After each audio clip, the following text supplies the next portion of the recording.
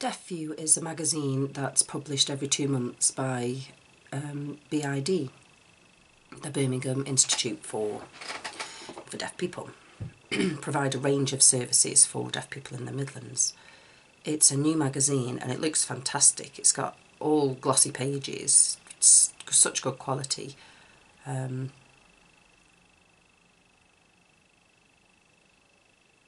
The two deaf designers are called Avril and Ruth, and they've got their own design business.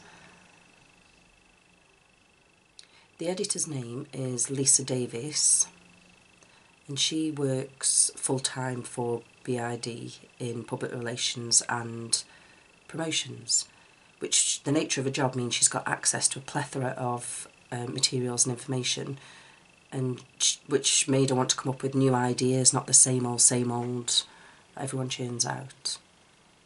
She asked me if I would write articles for the magazine about the deaf in West Midlands, about the history. I thought, yeah, I can do that. I've got plenty of knowledge.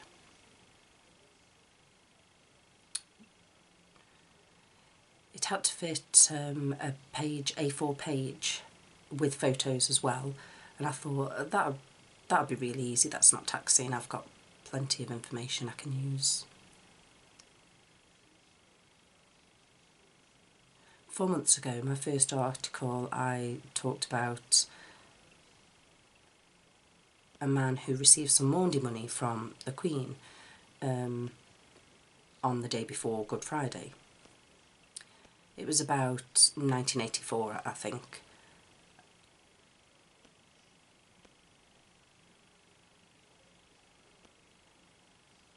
And it was at Lichfield Cathedral, and the Queen was about 64 at the time, which meant she gave out 64 coins to 64 men and 64 women. They were all of a similar age.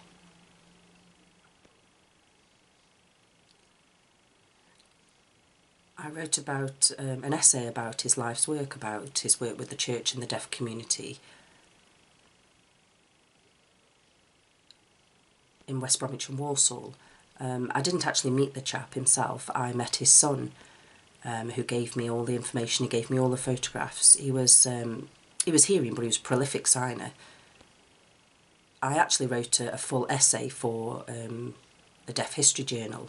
It was about 10 pages for the Deaf History Society, but it was condensed, obviously, for Deaf View. I had to make it snappy and eye-catching for the reader.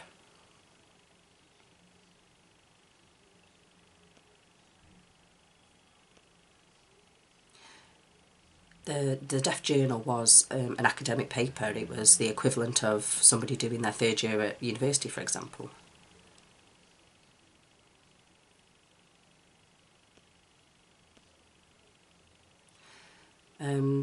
Another article I did was about deaf news years ago.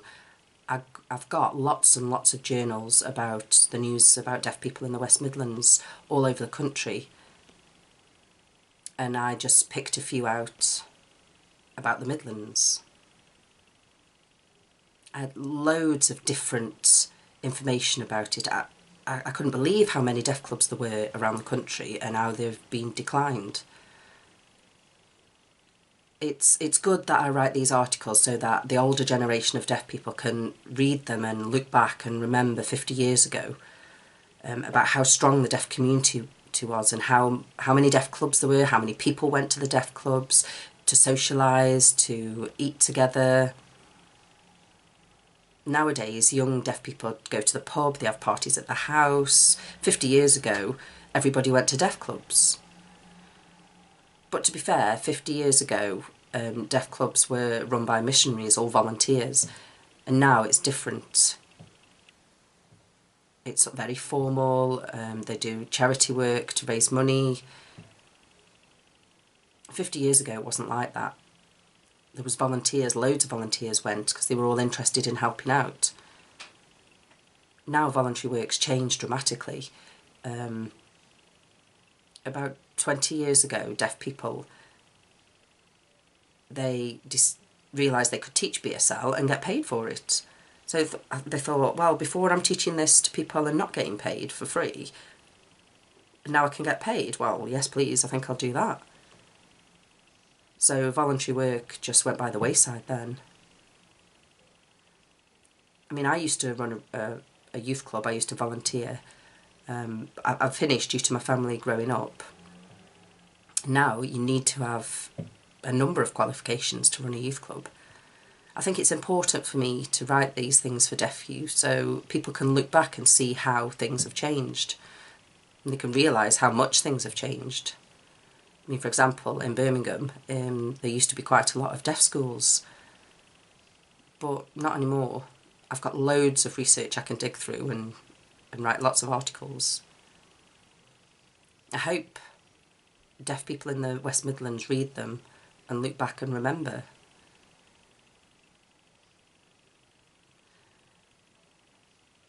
I've got this article about a deaf man in the 1900s who set up a deaf club in Coventry and the National Deaf Club. He had his finger in a lot of pies. We called him Mr. Perpetual Motion because he was just on the go constantly. At that time there was no access to cinema, there was no TV, so people used to go to Deaf Club to do a range of activities, darts, dominoes. Now people just sit in the TV and watch, sit in the house and watch TV because it's got subtitles, go to the pub. It's important that I remind people of what it was like years ago. And I'm very interested in writing more articles for Deaf You.